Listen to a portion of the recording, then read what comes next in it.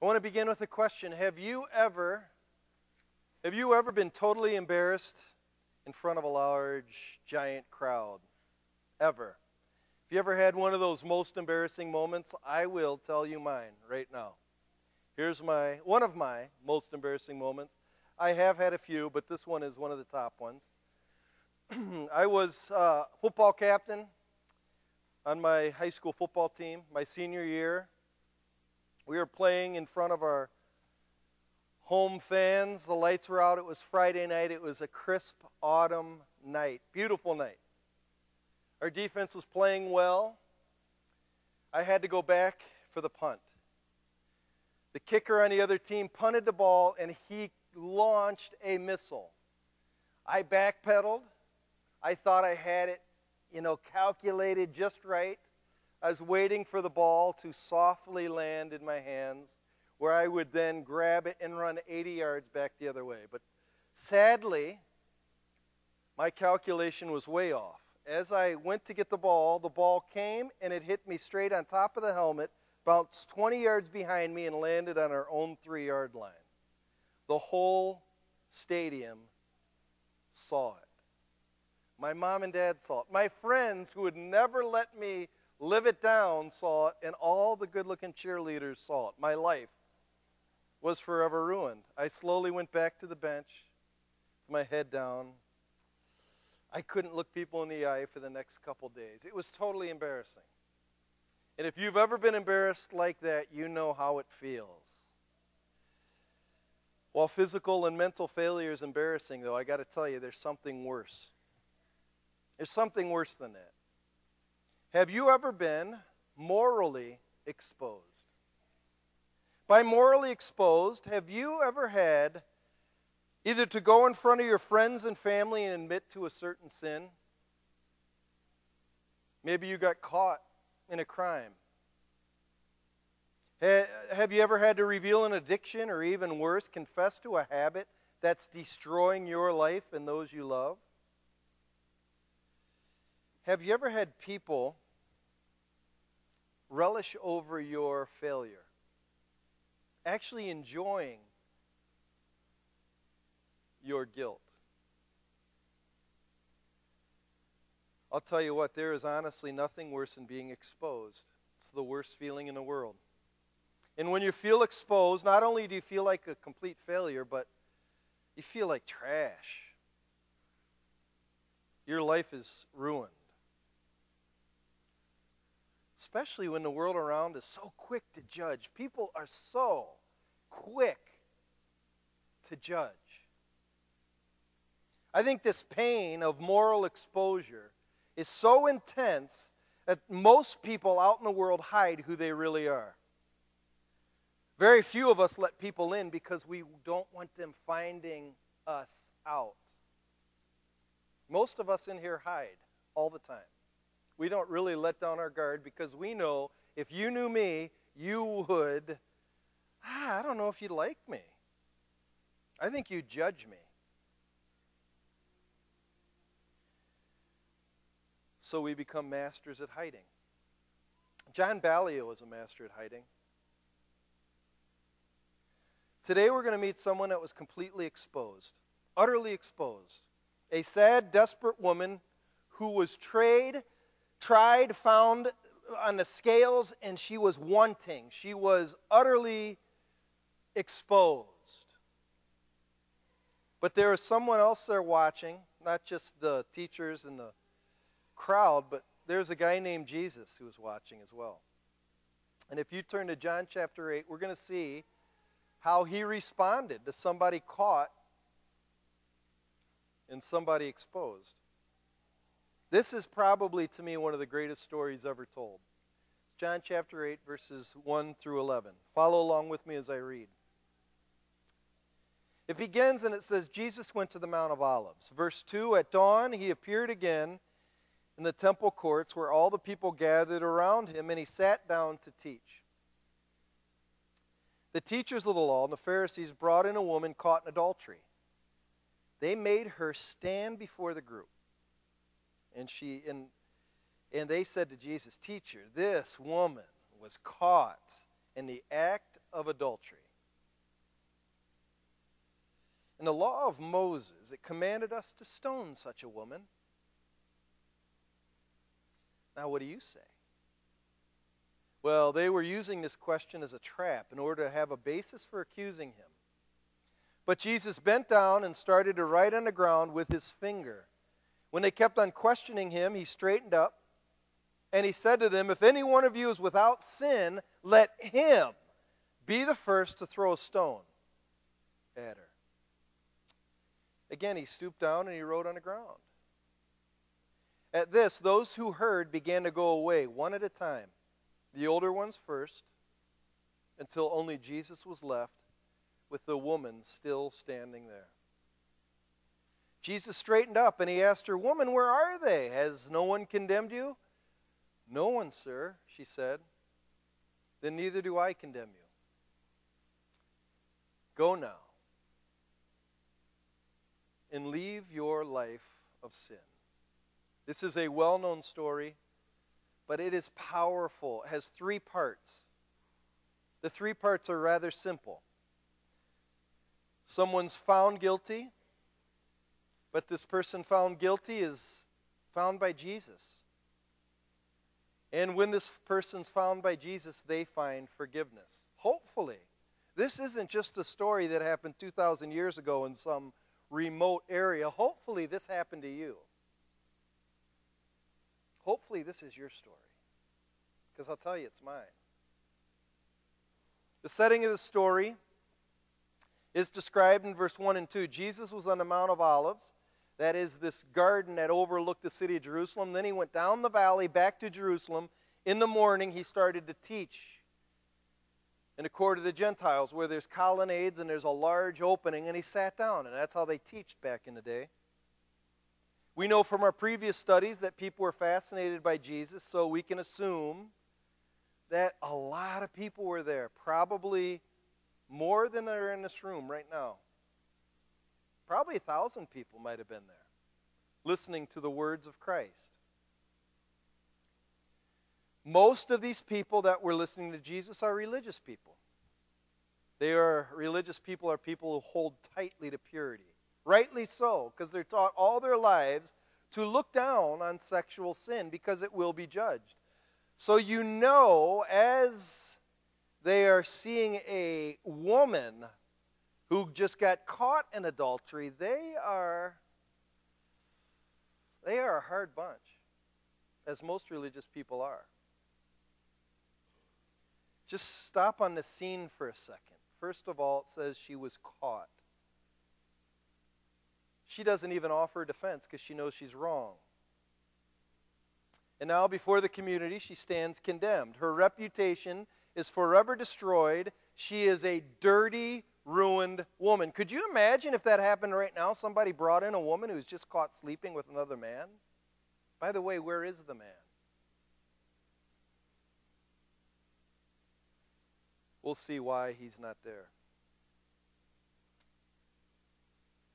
What feelings and emotions do you think are running through her head at this moment? I think I know. I know what she was thinking. I think you know because we've all been there. We have all been there because Scripture says all have sinned. And it also says in Numbers 32:23, you may be sure your sin will find you out. What that means is all of us know sooner or later the sins you commit, the lies you tell, all of your sneaking around will be found out. It just will. It's kind of like trying to hide something that stinks. Sooner or later the stench will come up. And when it does, and you are found guilty, honestly, there is no worse feeling in the world. None. It's terrible to have to admit your guilt. It's terrible to have to admit you're inadequate. It's terrible to say you've sinned. Have you ever been there? Have you ever looked at your brokenness straight on and said, I'm guilty? If you've ever been there, you know the dark thoughts that invade your mind. It's overwhelming sometimes how they flood in. I can't tell you as a pastor, how many people sat across from me, some just saying, I want to kill myself. I wish I was never born. It's terrible.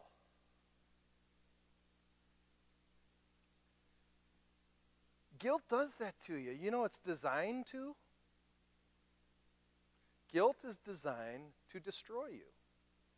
And what happens in this story, two other things make guilt more intense. Number one, the law is brought out. Whenever the law is brought out, guilt intensifies. God designed his law to increase guilt, not for you to obey it so you can be good. It actually exposes who you are. Guilt can only judge. That's why look at verse 4 and 5. The leaders brought before this woman to Jesus, and they said, Teacher, this woman's caught in the act of adultery.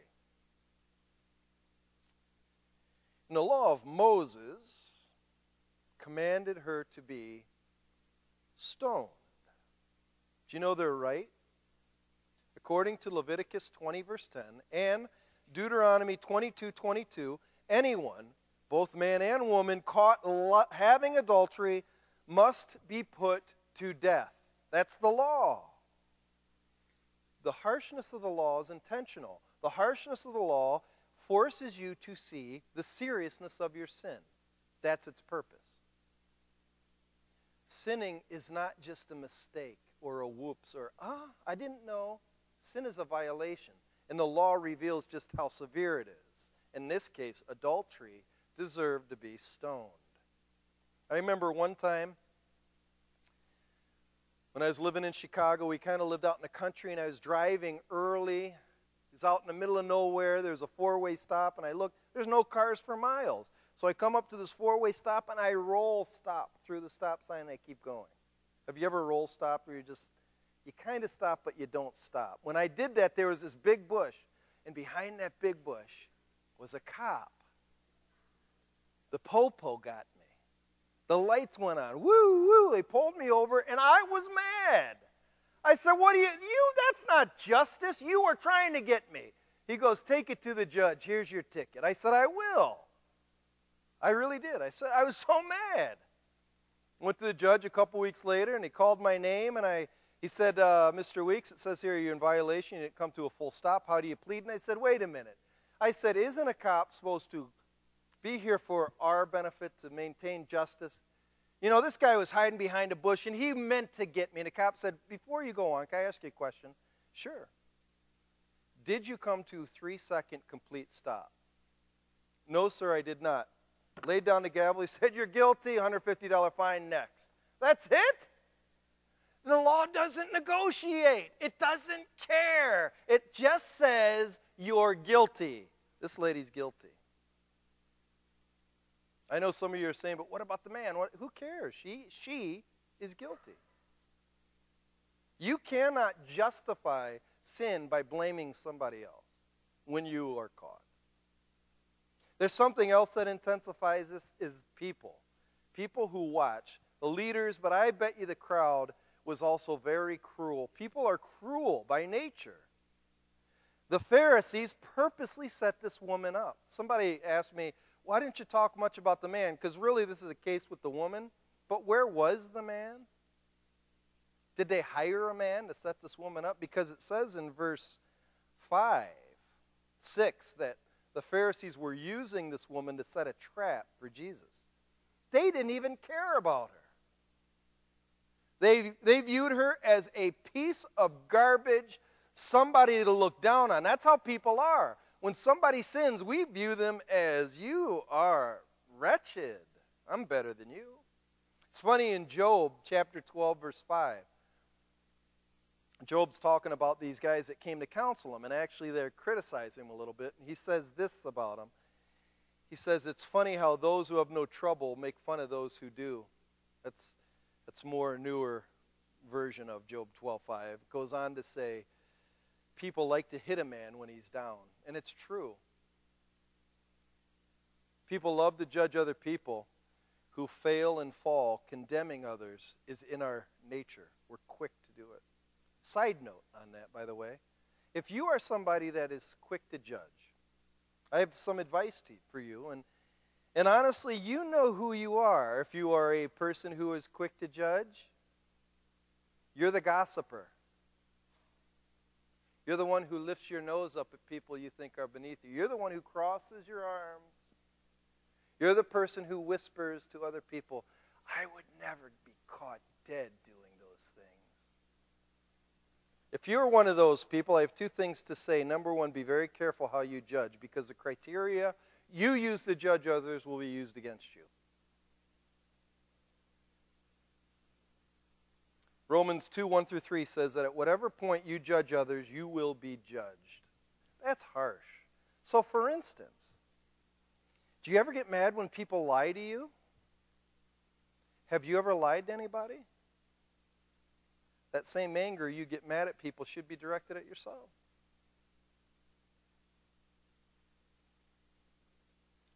So when you're quick to condemn without realizing it, you may be condemning yourself. Another thing to consider, and this is more intense, if you are a person who shows a lack of mercy towards people in distress or even caught in sin, it might be a sign you've never received mercy yourself. Matthew 6:14 says, if you cannot forgive others, God will not forgive you. The idea is, if I can't let somebody off the hook, that means that I don't really understand what I've been let go of. I'll put it to you like this. Have you really been saved from hell? And I emphasize the word really. Have you really been saved from hell? My personal belief is that if you can say yes to this, yes, I've been saved from hell, you should be so grateful that you have escaped eternal torment. You have no judgment for anybody. Honestly. I am being more and more convinced that the most angry, bitter, insulted Christians, somewhere in the back of their mind, think they actually deserve heaven. Really? Do you deserve heaven? Yeah, but that person insulted me. Oh, all right. So you want to be treated fair then yourself? Well, this person who was found guilty, they were found by Jesus. The Pharisees made a big mistake with this woman, a really big mistake. They brought her before the wrong man. Jesus is not your average guy. In fact, it is for broken and desperate people like this woman that he came to earth in the first place. He came for people like her. Listen to the dialogue in 6 and 7. It's very simple. I'm sure you heard it 100 times, but he's saying something here. Listen to what he says. John gives us inside information in verse 6 saying they were using this question as a trap. They're trying to trap Jesus with this woman. Oh, what's he going to say? First of all, you can't trap Jesus. Jesus traps you. And listen how he traps him. First thing Jesus did is he bent down and he started to write on the ground with his finger. So he didn't answer right away. He bent down, started writing in the ground with his finger. Then verse 7, when they kept on questioning him, said he straightened up, means he stood and looked at them square in the eye, and he asked them, if any one of you is without sin, let him be the first one to throw a stone. And then he stooped back down again.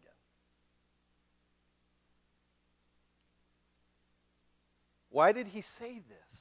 Because first of all, he knows we are all ruined by sin. All of us are ruined by sin. Everyone falls short of God's perfect standard. Ironically, you know what's ironic? Jesus was the only one qualified to take a stone and launch it at her head, and he didn't. I think we all fail to see reality from God's vantage point. We are no better off than this adulterous woman, because sin, no matter what it is, ruins us completely. Listen to James 2, verse 10. If you obey every law except one, you are guilty of breaking them all. That's James 2:10. If you obey every law except one, you are guilty of breaking them all. How can that be? That doesn't seem right. Jonathan Edwards put it like this. How many holes do you need to sink a boat? One.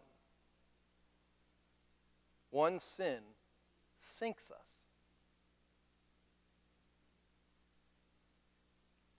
Therefore, we all deserve judgment's blade. We all deserve to be stoned to death. We do. It is true that according to Jewish law, this woman deserved to be stoned, but here's what's crazy. At this moment in the story, when her sin was fully exposed and when she was utterly humiliated, Christ's compassion was aroused to its fullest. That is why Jesus came to earth, not to condemn, but to save. Think about it. This woman, this is amazing to me. This woman was closer to the grace of God standing there in her complete brokenness than the Pharisees and bystanders were holding stones in their self-righteous, judgmental contempt. She was closer to God in her sin and in her exposure than they were in their piety. That's amazing. We are not saved. We are not saved by our righteousness, but by His mercy. Look it up. It's all over the Bible. It's the theme of the Bible. Where did we ever get this idea that God will only have me if I do good things? Where do we get that? I have a quick side note on this, and it goes to the idea of Jesus writing in the sand. And a lot of people always wonder this. Actually, there's all kind of ink spilled on this question. Why did Jesus write in the sand? John said he did it twice. He stooped down, stood up, stooped down again to write. I have three speculations. Two will be, I think, very biblical. One will be wild speculation. So the first one is the reason I think Jesus, first of all, bent down is because of mercy. The action of stooping and writing is holding back judgment. He's not quick to judge. He takes his time. In fact, he always takes his time. He's always holding back. You are saved and able to live right now because he's holding back his wrath right now. It says in 1 Peter chapter 2 that when he was on earth, he never retaliated. And we need to be thankful for his willingness not to retaliate. Because he could judge us all right now in the blink of an eye. Right now he could. And he doesn't. He's full of mercy. Why do we think a person is strong when they can lash out quickly with their tongue or their fist or the law? Boy, they're strong. Did you hear the words they had to say? You know what's strong is restraint. That's hard. I think the second reason he did this is because he's wise, out of wisdom. Wisdom thinks before it acts. Proverbs 12:23, a wise man keeps knowledge to himself, but the heart of a fool blurts out folly. Goes on to say, wise men store up knowledge, but the mouth of a fool invites ruin. Have you ever just gone on Facebook or Twitter or any blog site and just listened to comments? It's blurted out foolishness. People love to just voice their opinion without thinking. Wisdom thinks first. And when you think first, passion is cooled. Reason can come in. Do you know Satan? Satan is a hothead. And he wants you to always operate in crisis mode. We got to get this done. That guy did that to me. I'm going to honk at him. I'm going to swear. Satan's a hothead. He always is mad. Paul, when he was endued by Satan, he went everywhere he could to kill Christians. It said he was vehement. He was like a raging bull. That's how Satan is. He's a lion roaring. He's a hothead. God is patient and kind. He's not easily angered. He's long-suffering and patient. Which one are you?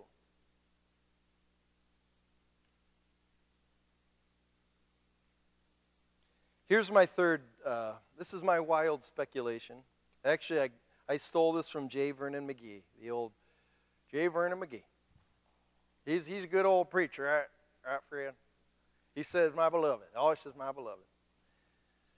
He says this. He says, Jesus knows us so well that he knows how to call out our specific sin the moment we judge others. So he speculated. He said, I know what he was writing. he was writing all the names of the women those Pharisees were with or ever lusted over. So the oldest one, he wrote in the sand the name Ruth. And the oldest Pharisee said, how did he know? So the older one left. And another one, he wrote, Hannah. How did he know? One by one, they all left. That's just my wild speculation. It's cool to think about.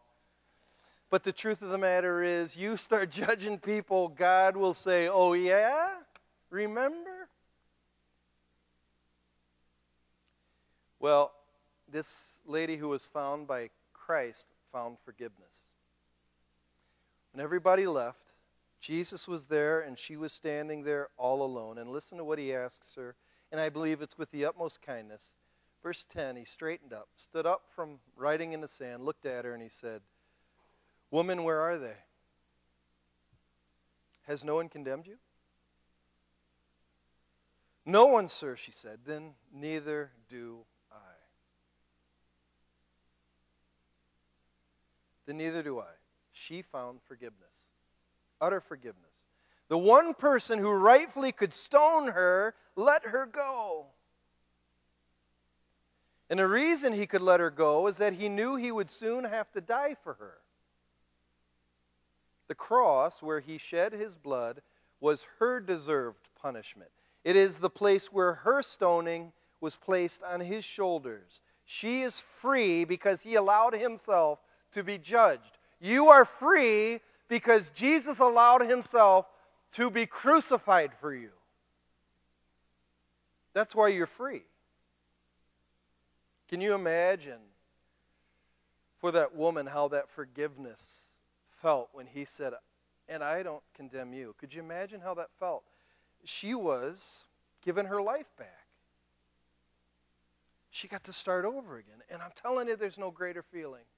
That's what Christianity is all about. There is nothing greater than being set free. One of my favorite, it's a song, but it's my favorite poem. It's by Wesley, and he says, Long my imprisoned spirit lay, fast bound in sin and nature's night. But mine eye diffused a quickening ray. I rose in the dungeon, it flamed with light. My chains, they fell off. My soul was freed. I rose. I went forth and I followed the amazing love. Amazing love. How could it be that you, my God, would die for me? That is unbelievable. And when you know you are truly forgiven, and you know it in the depth of your soul, there's only one appropriate response, only one fitting response, only one, and it's the advice Jesus gives to this woman. Listen how it ends. He looks at her and he declares, Go now and leave your life of sin. Sin no more. You know what modern vernacular is? If you've really been freed, stop it. Stop sinning.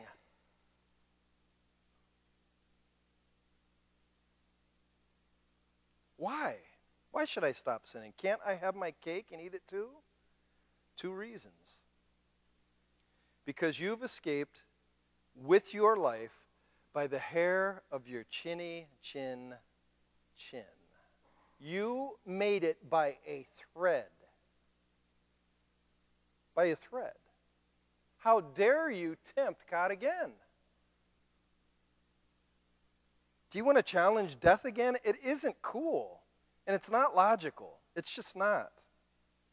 It's funny, yesterday I was watching this, on TV, I was watching this X Game surfing show, and these guys go for the greatest waves to surf on. And these guys are cool. They're cool guys. They get tattoos. But when they get into a wave that's 100 feet and it's curling on them, they say terror. They love it, but they hate it because terror overcomes them. And one guy got hit, and it hit him in the back, and it broke his back. And these cool guys underneath the wave are humbled. You know, they think that they walk around on the land like they're cool, but then they're on these surfboards, and they think then they see the wave, and it says that moment there's terror. They ain't seen nothing. You think you're cool. You have not seen a powerful wave. It says in Psalm 50, God sits on a throne and there's a tempest raging, a storm of fire. Why do you want to challenge that? But secondly, I believe forgiveness has been given to restore you back to the person God had originally intended you to be. That's why you got to quit sinning, because He wants you to start over and be who you've been designed to become. Do you think when Jesus was forming you in your mother's womb, He said, I cannot wait for them to grow up and be a thief? I can't wait till this little baby comes out of the womb and then he'll become a serial adulterer who'll love pornography. You think that's what He wanted? I love this verse. 1 John 1:9. If we confess our sin, He is faithful and just and will forgive us our sin, and He will purify us from all unrighteousness. You might have heard this before, but I call this the hanky verse. I love this verse. You'll say, the hanky verse. Did your dad ever have a hanky? It's the weirdest thing. My dad had a hanky. He'd get it out of the drawer, and he'd put it in his pocket, and when he'd sniffle, he'd wipe his nose, and he'd fold it over, put it back in his pocket. Then he'd blow his nose, put it back in his pocket. Then my nose would be running as a little kid, and he'd wipe my nose. I go, Dad, it's wet. Yeah, that's all right. That's sick. Did your dad ever have one of those? Like, it's just like, why? Why did they have hankies? Who came up with that? Thank God for disposable tissues. It's a great idea. But you know what my mom would do with that hanky? She would take that snot-filled hanky, put it in the washer, and pour bleach in it. She would spin it, and then she'd take it and put it in the dryer. She'd pull it out of the dryer, put it on the ironing board, and she would iron it, and she would fold it. She'd iron it again, and she'd put it back in the drawer. My snot-filled life, when I accept Christ, He pours His bleach all over me. And then He irons me with His righteousness. And He folds me, and I'm useful again. Why do I want to keep putting snot on me? And you're just like, that's sick, that's sick, that's sick, that snot stuff. Sin is worse.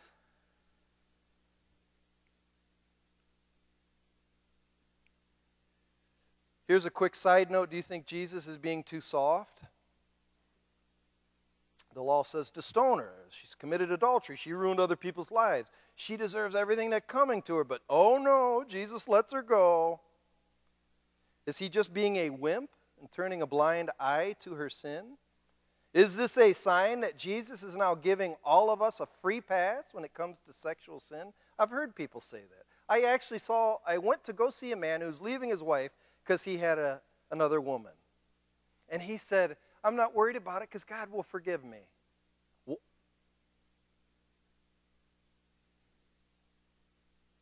Some people believe they can go on and sin, have a fling, an affair because Jesus will not condemn them because He didn't condemn this woman. First of all, like I said, our sin was not free of charge. It cost Jesus His life. It cost God the Father His Son. How dare you be indifferent to the price He paid? The most prideful and arrogant thing a person can do is keep willfully sinning because it shows unreasonable callousness towards Jesus, and it clearly reveals that you could care less about the pain God feels. What? God feels pain? Absolutely. One of the saddest verses in Jeremiah chapter 2, verse 5, and he says, Why did you leave me and go to sin? What did I do wrong? We have this idea that God doesn't care. God cares. And no sin is without a severe cost. But here's the second thing I have to say about sexual sin. I must warn you. When it comes to sexual sin, God has to judge it because it's like a cancer of the soul. It spreads and destroys. Here, check this out. Go to Revelations 2:20. And why am I making such a big deal about this? Because our culture's awash. It's awash in sexual perversion. It's up to our ears And I want you to see how God really feels about it. Listen to Revelations 2, verse 20. Jesus actually is writing this to the church of Thyatira. And so when I read this, you tell me how he feels about it. Revelations 2:20. Jesus writes to the church, "Nevertheless, I have this against you. You tolerate that woman Jezebel." Apparently there was this lady in the church of Thyatira that was teaching. She had the spirit of Jezebel. Jezebel is a wicked woman in the Old Testament. It says, "You tolerate that woman Jezebel, who calls herself a prophetess.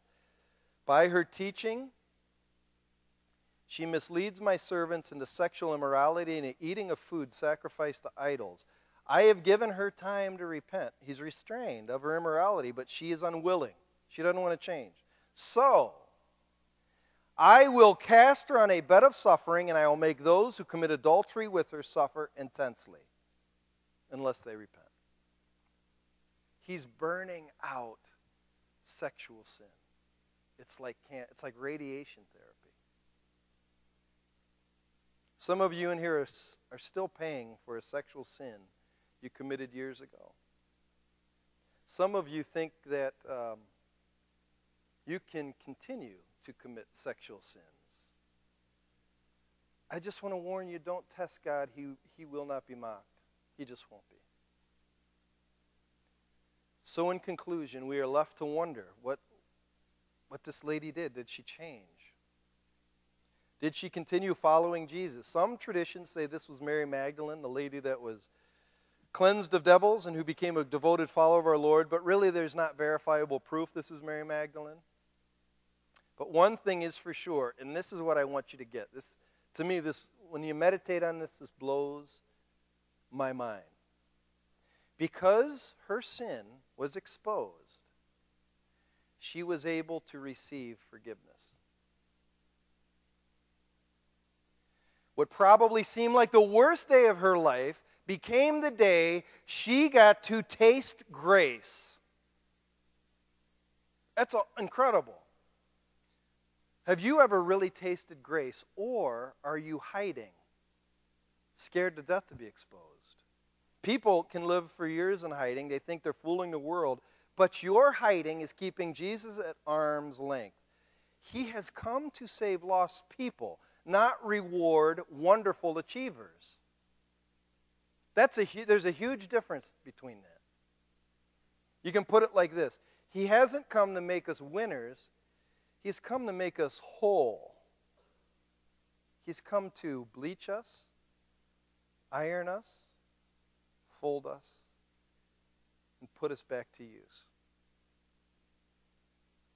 Have you ever been exposed? If the answer is no, I doubt if you've ever really felt the mercy of God. I doubt if you've ever experienced it.